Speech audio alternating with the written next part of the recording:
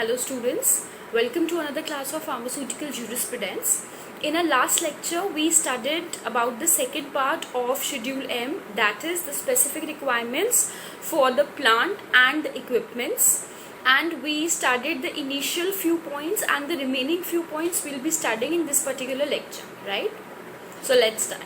In our last lecture, we basically discussed about the specific requirements for plant and equipment if you want to manufacture tablet, if you want to manufacture capsules, if you want to manufacture powders, if you want to manufacture surgical dressings, and if you want to manufacture ophthalmic preparations, right?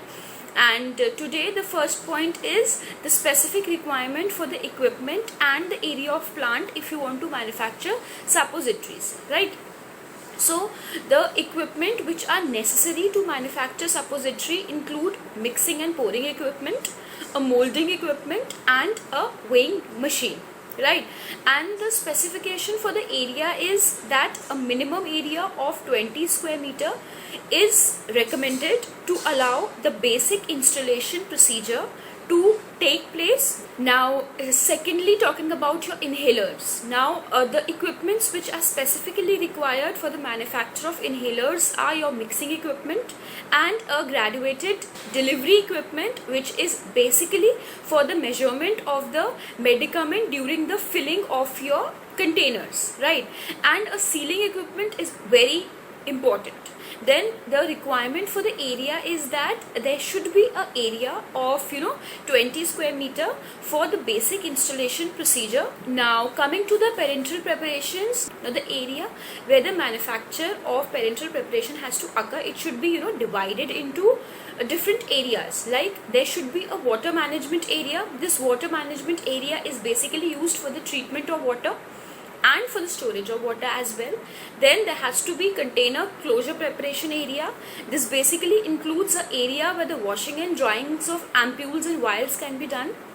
Then a solution preparation area should be there, where the preparation and the filtration of solutions is basically done. Then there has to be filling, capping and sealing area. Filling, capping and sealing area basically has equipments for the filling and sealing of your ampules and vials, right?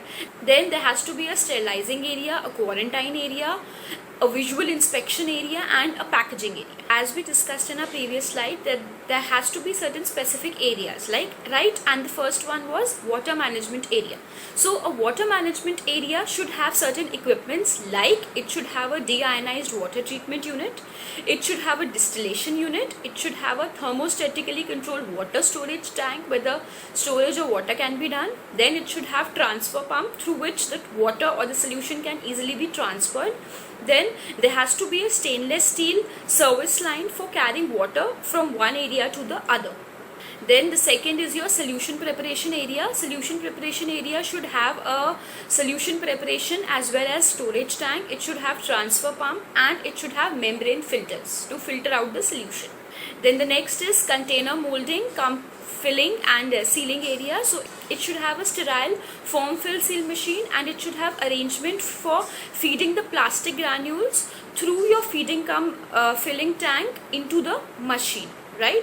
And next is your sterilizing area. So your sterilizing area should basically have a sterilizer. Now coming to the quarantine area, the quarantine area should have adequate number of platforms, or it should have adequate number of shelves for the storage operation.